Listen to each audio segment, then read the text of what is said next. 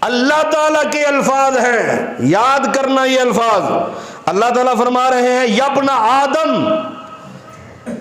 اے آدم کی اولاد، تفرغ لعبادتی، میری عبادت کے لیے فراغت، فرصت، وقت اور ٹائم نکال۔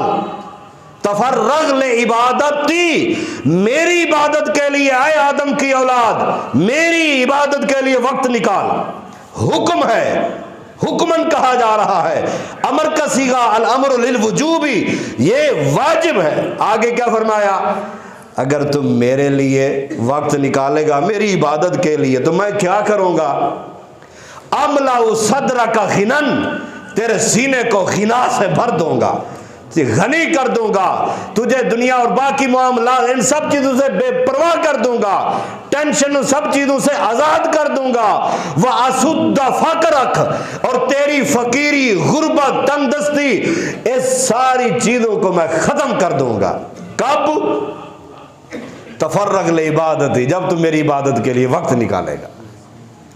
اور آگے کیا فرمایا؟ اگلا جملہ سنیں، وَإِن لَمْ تَفْعَلْ، اگر تو نے ایسا نہ کیا، میری عبادت کے لیے وقت نہ نکالا، تو پھر کیا کروں گا؟ اللہ اکبر، ملأت یدک شغلا، پھر تیرے ہاتھوں کو کاموں میں اتنا مصروف اور مشغول کر دوں گا، پھر تو کہے گا جی عبادت ٹائم نہیں ملا، وقت نہیں ملا، وقت نہیں ملا جی۔